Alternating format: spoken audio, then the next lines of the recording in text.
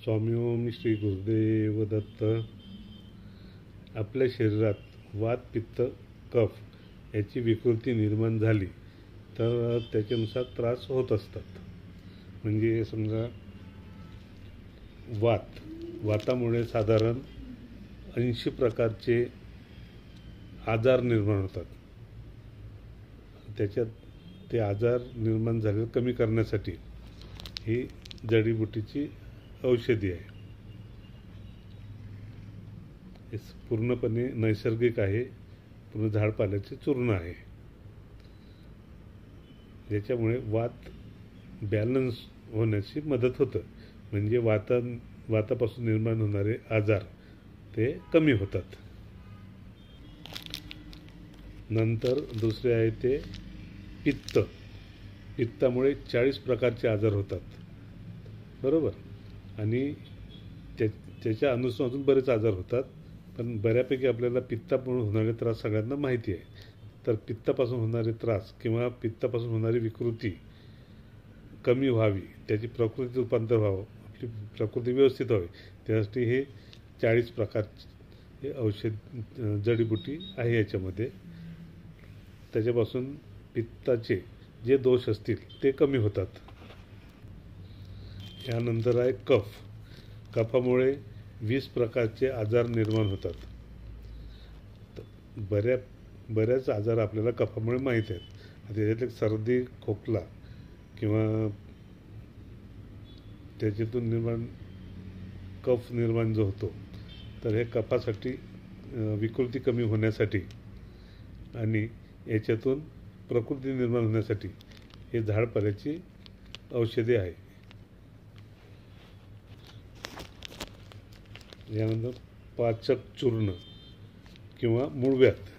त्यांना मूळव्याध होतो म्हणजे शरीरामध्ये उष्णता वाढल्यानंतर पोटामध्ये त्यांनी मूळव्याध होतं. म्हणजे ते उष्णता निघून गरम होतं ते, आणि पोट साफ होण्याला त्रास होतात, कॉन्स्टिपेशन होणं, बरेच काही आजार निर्माण होतात. तर हे पोट स्वच्छ करण्यासाठी, व्यवस्थित साफ होण्यासाठी हे पाचक चूर्ण किंवा मूळव्याधीचा कमी होणारं चूर्ण. यानंतर अर्थोचूर्ण म्हणजे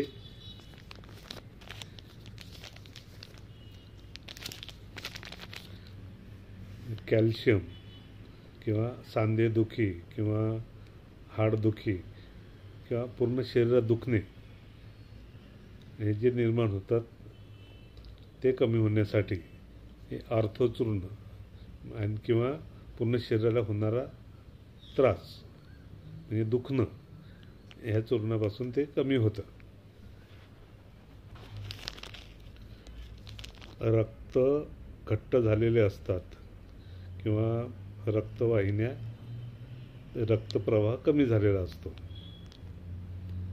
रक्तात म्हणजे चरबी आलेली असते किंवा कशा प्रकारे ते जाम झालेले असतात, ते त्याच्यासाठी ब्लड प्युरिफायर म्हणजे रक्त पातळ होणे, रक्त सर्क्युलेशन चांगलं होणे, याच्यासाठी ब्लड प्युरिफायर